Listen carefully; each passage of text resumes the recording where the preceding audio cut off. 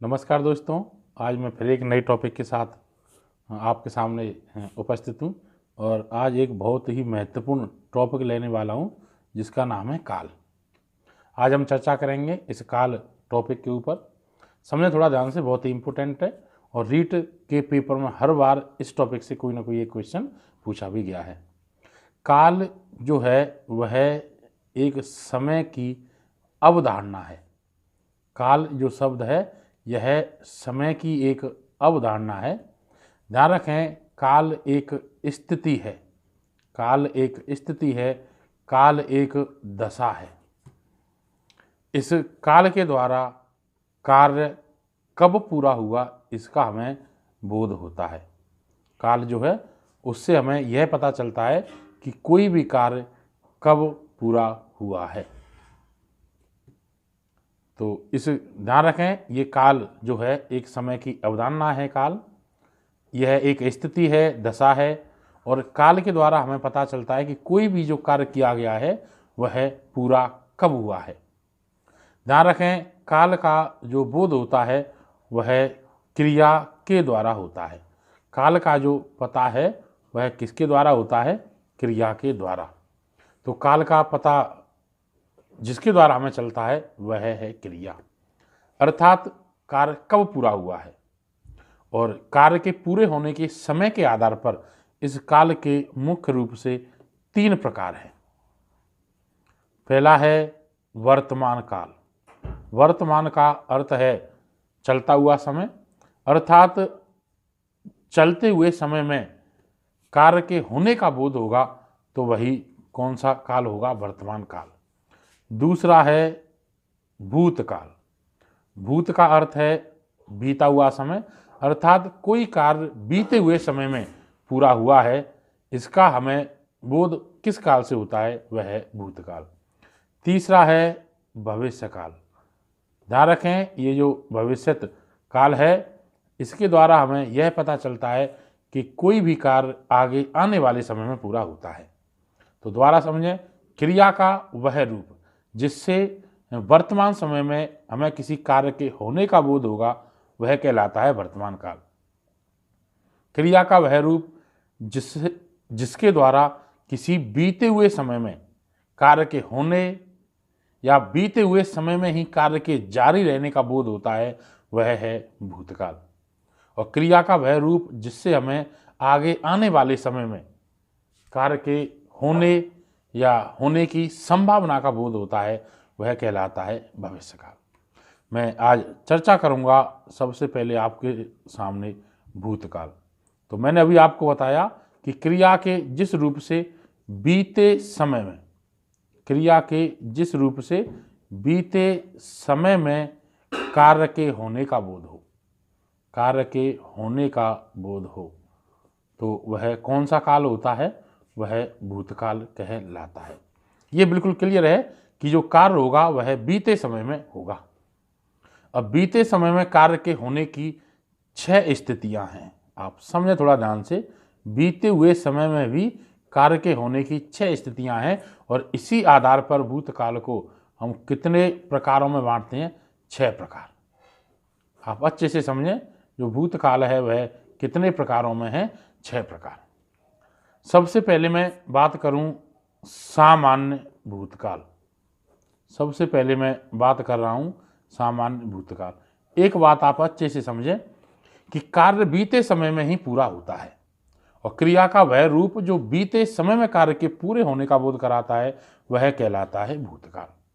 अब बीते समय में भी समझें, जो समय बीत गया है, बीते समय में भी कार्य कब पूरा हुआ है, कार्य कब पूरा हुआ है, इसका बोध हमें भूतकाल के विभिन्न प्रकारों से चलता है।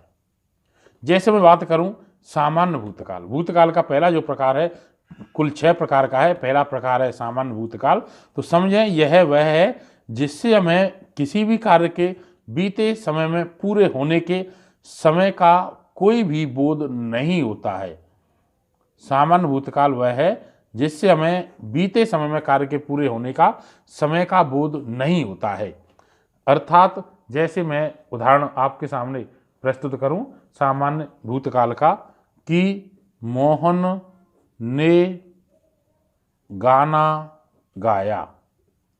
एक वाक्य है मोहन ने गाना गाया, तो यहाँ यह बिल्कुल स्पष्ट है कि मोहन गाना गा चुका है, कार्य गाना गाने की क्रिया पूरी हो चुकी है, लेकिन मोहन ने गाना कब गाया है इस समय का हमें बिल्कुल भी यहाँ पे बोध नहीं होता है।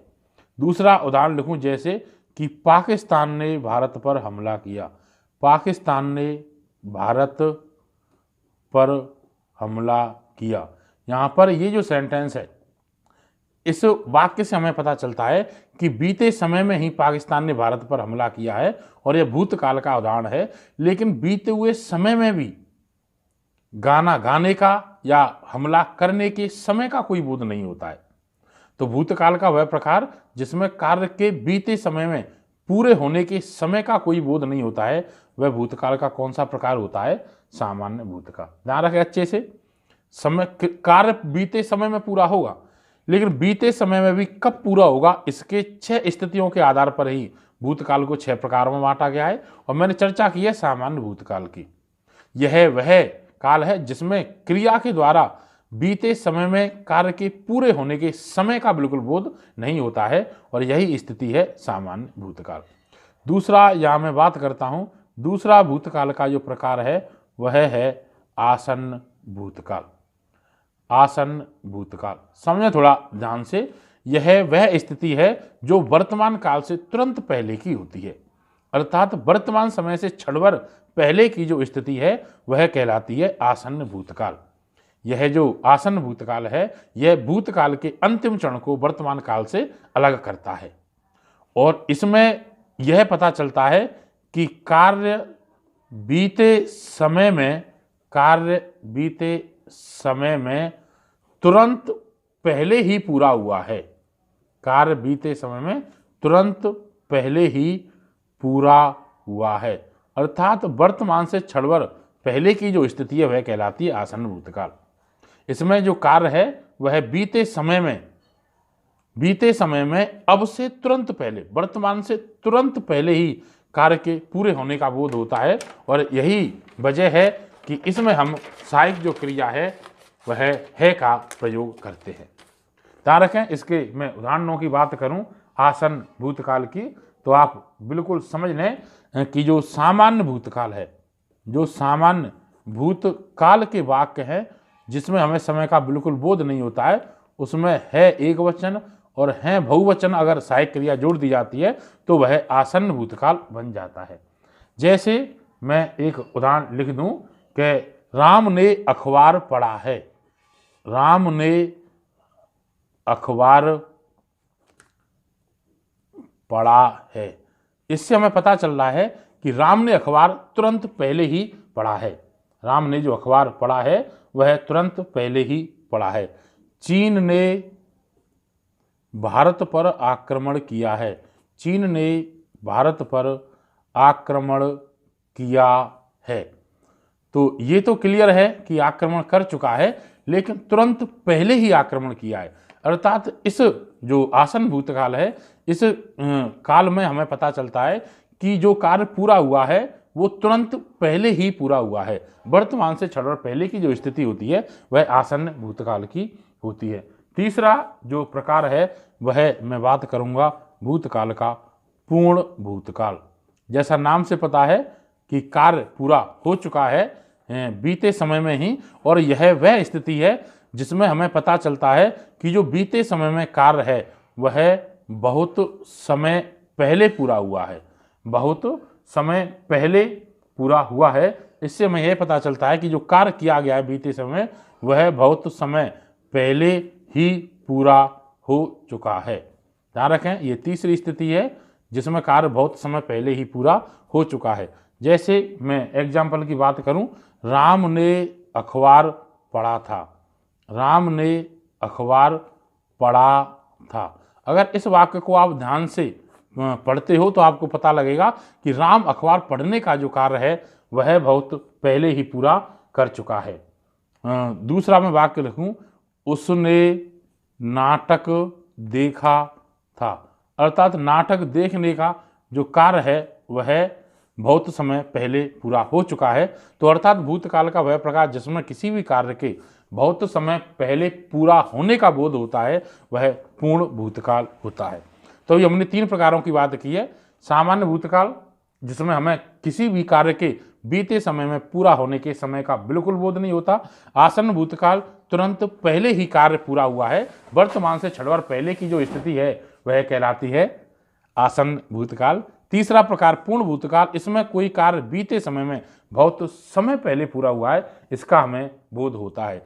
इसकी संरचना की हम बात करें तो आप समझ सकते हैं कि जो सामान्य भूतकाल के वाक्य हुआ करते हैं उनके साथ हम था, थी या थे जोड़ देते हैं तो वह पूर्ण भूतकाल बन जाता है। चौथी जो स्थिति है उसकी मैं बात करूंगा अपूर्ण भूतकाल। समझें, ये थोड़ी समझने वाली स्थिति है, थोड़ा ध्यान दें कि जो कार्य है बिल्कुल क्लियर है कि हम अब की स्थिति से पता लगाएंगे तो कार्य बीते समय में ही पूरा होता है। लेकिन अपूर्ण वाली जो स्थिति है, ध्यान रखें, जो रहा, रही, रहे, ये जो शब्द हैं ये हमेशा ही कार्य की अपूर्णता का बोध कराते हैं।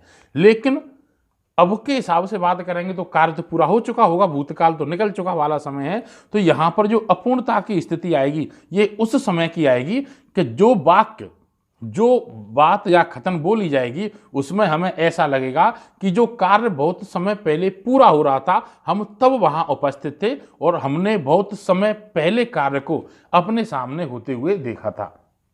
ध्यान रखें, तो इसका मतलब यही है कि क्रिया के जिस रूप से बीते हुए समय में कार्य के जारी रहने का बोध होता है वह अपूर्ण भूतकाल होता है। जैसे मैं एक उदाहरण लिखूं, राकेश अखबार पढ़ रहा था। राकेश अखबार पढ़ रहा था। तो ध्यान रखें, ये जो बात है अखबार पढ़ रहा था ये बहुत समय पहले की है, लेकिन उस समय पे आप वहां उपस्थित थे तो आपने यह कार्य जारी होते हुए देखा था। यही जो बात है वह है अपूर्ण भूतकाल की, जिसमें हमें ये पता चलता है कि राम बीते हुए समय में अखबार पढ़ रहा था, लेकिन अब के हिसाब से हम बात करेंगे तो यह वाली बात है कि अब के हिसाब से तो कार्य पूरा हो चुका होगा लेकिन बीते समय में ये जारी रहता है। दूसरा मैं उदाहरण दूं तो हो सकता है हम ये कहें कि शिमला में बर्फबारी हो रही थी। शिमला में बर्फबारी हो रही थी। अब के हिसाब से ये काम हो चुका, लेकिन ये आपकी वो स्थिति है जब आप शिमला गए थे और वहां पर आपने बर्फबारी होते हुए देखा था। तो अपूर्ण भूतकाल जिसके द्वारा बीते समय में कार्य के जारी होने का बोध रहेगा। और ध्यान रखें, ये रहा, रही, रहे शब्द हमेशा ही वर्तमान में भी आएंगे और ये अपूर्णता का बोध कराते हैं। संरचना की हम बात करें तो यहाँ पे हम कह सकते हैं कि जो सामान्य भूतकाल है, उस भूतकाल में रहा था, रही थे, रहे थे जोड़ दिया जाता है। रहा था, रही थे, रहे थे। ध्यान रखें, रहा, रही, रहे ये किसी भी कार्य की अपूर्णता का बोध कराते हैं। पांचवा जो प्रकार है मैं उसकी बात करूंगा वह है संदिग्ध भूतकाल। संदिग्ध भूतकाल, जैसा कि संदिग्ध शब्द से पता चलता है कि यह किसी शंका या संदेह को व्यक्त करता है। यह वह काल है जो बीते समय भूतकाल है तो सारी बातें बीते समय की करेंगे और यह बीते समय में शंका या किसी भी कार्य के होने के संदेह का बोध प्रकट करेगा तो वह संदिग्ध भूतकाल होगा। ध्यान रखें, ये जो संदिग्ध की स्थिति है कभी भी भविष्य काल में नहीं होती है। ये जो संदिग्ध की स्थिति है यह कभी भी भविष्य काल में नहीं होती है। भविष्य काल में प्रकट की जाती है संभावना। संदिग्ध और संभावना में थोड़ा अंतर है, आप समझें ध्यान से। संदिग्ध कार्य के बिल्कुल पूरे होने की शंका का बोध कराता है, लेकिन संभावना तब होती है जब कोई कार्य शुरू ही नहीं हुआ है। कार्य के शुरू होने के बाद ही उसमें संदिग्ध पैदा होगा, संभावना बिल्कुल पैदा नहीं होगी। और भविष्य काल में कार्य शुरू नहीं होता है, इसीलिए वहां पर संदिग्ध नहीं होता, क्या होती है? संभावना।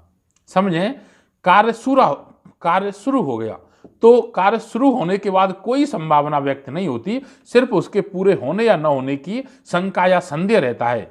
इसीलिए ये जो संदिग्ध वाली स्थिति है या तो भूतकाल में पड़ती है या संदिग्ध वाली स्थिति वर्तमान काल में रहेगी।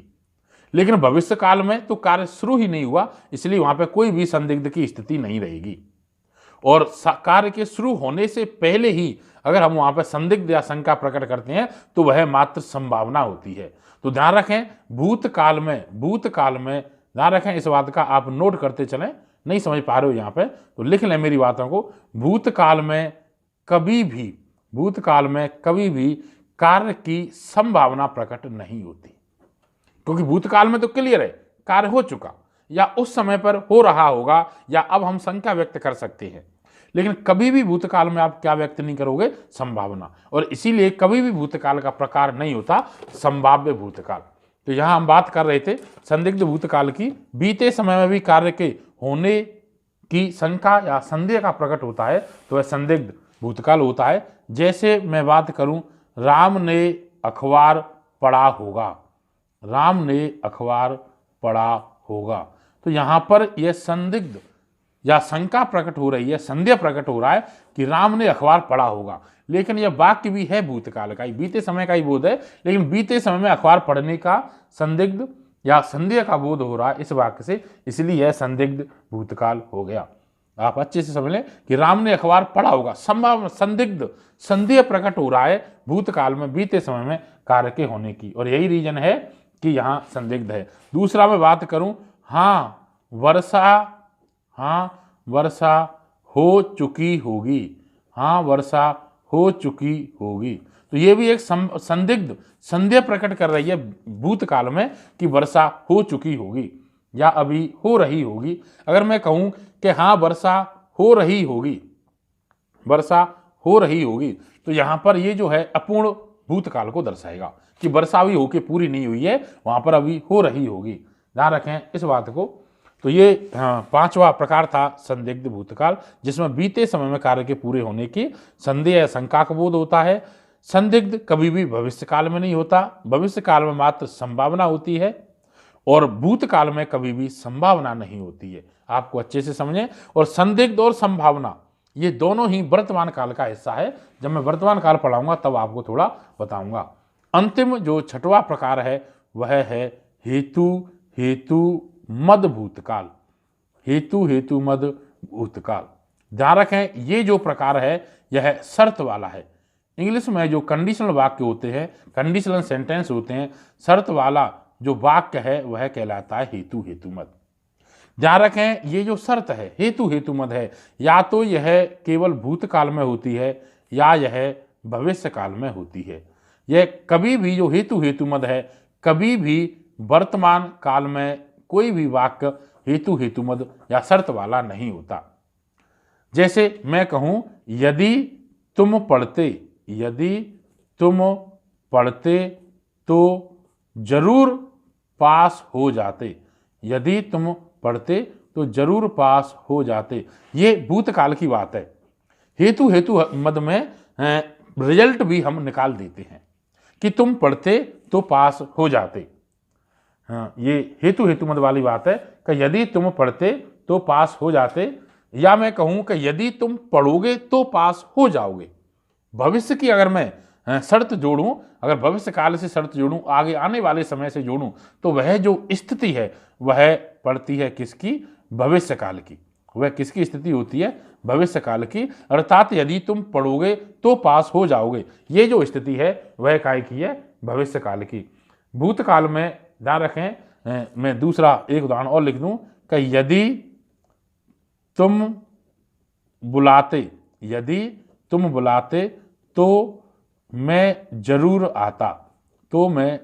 आता, ये जो भूतकाल की शर्त है कि तुम मुझे बुलाते तो मैं जरूर आता, और यह शर्त जो भूतकाल की होती है वही कहलाता है हेतु मद भूतकाल। शर्त वाले वाक्य हैं, भूतकाल की शर्त होती है, हम उसका निष्कर्ष भी तुरंत निकाल के देते हैं। और इसी को अगर मैं जोड़ दूं कि यदि तुम बुलाओगे तो मैं जरूर आऊंगा, भविष्य काल की अगर मैं शर्त बना दूं तो यही हेतु मद क्या हो जाएगा? भविष्य काल। ठीक है दोस्तों, मैं दोबारा थोड़ा सा रिवीजन करा देता हूं कि मैं बात कर रहा हूं आज एक बहुत महत्वपूर्ण टॉपिक की। काल है, समय की अवधारणा है, स्थिति है, दशा है, यह एक हालात है। इससे हमें पता चलता है कि कोई भी कार्य कब पूरा हुआ है। और काल का जो बोध होता है वह वाक्य में किसके द्वारा होता है? क्रिया के द्वारा। और कार्य के पूरे होने के समय के आधार पर ही इसके तीन प्रकार हैं। एक है वर्तमान काल, समय जो वर्तमान है, जारी है, क्रिया के जिस रूप से कार्य के वर्तमान या जारी समय में होने का बोध हो वर्तमान है, बीते समय में होने का बोध हो भूतकाल है, और आगे आने वाले समय में होने का बोध होगा भविष्यकाल। यहां मैंने बात की है भूतकाल की। अब बीते समय में भी कार्य के पूरे होने के समय के आधार पर 6 स्थितियां हैं, और यही रीजन है कि भूतकाल के 6 प्रकार हैं। पहला है सामान्य भूतकाल। ये जो है बिल्कुल भी बीते समय में कार्य के पूरे होने के समय का बोध नहीं कराता। इससे हमें जनरली पता चलता है कि कार्य पूरा हो चुका है, लेकिन कब पूरा हो चुका है इसका हमें बिल्कुल भी पता नहीं चलता। जैसे मोहन ने गाना गाया, क्लियर है, मोहन ने गाना गा चुका है, लेकिन कब गाया है इसका हमें नहीं पता है। पाकिस्तान ने भारत पर हमला किया है, निकल चुका है समय, लेकिन कब किया है बीते समय में भी कार्य का पता नहीं चल रहा। आसन्न भूतकाल वर्तमान से क्षण भर पहले की जो स्थिति है वह आसन्न भूतकाल है। कार्य के बीते समय में तुरंत पहले ही पूरे होने का बोध होता है, और अगर सामान्य भूतकाल में है और है जोड़ दिया जाता है तो आसन्न भूतकाल होती है। जैसे राम ने अखबार पढ़ा है, राम ने अखबार पढ़ा है, चीन ने भारत पर आक्रमण किया है। इससे पता चल रहा है कि ये जो कार्य है अखबार पढ़ने का, आक्रमण करने का, तुरंत पहले ही किया गया है। तो यही है आसन्न भूतकाल। पूर्ण भूतकाल बहुत समय पहले कार्य पूरा किया गया हो, ऐसा लगे कि ये जो कार्य है बहुत समय पहले पूरा किया है। राम ने अखबार पढ़ा था, ऐसा लग रहा है कि ये राम ने अखबार बहुत समय पहले पढ़ा था, उसने नाटक देखा था। अब 2 दिन पहले, 10 दिन पहले, 15 दिन पहले, 100 दिन पहले, 2 महीने, 6 महीने पहले, बिल्कुल बहुत समय पहले का बोध होता है। बहुत समय पहले कोई कार्य किया गया है तो वह है पूर्ण। अपूर्ण रहा है, रही, रहे, आएंगे, रहा, रही, रहे, ये जो शब्द हैं ये पूर्णता का बोध कराते हैं, और ये भूतकाल की अपूर्णता का बोध कराते हैं। राकेश अखबार पढ़ रहा था, यह उस समय की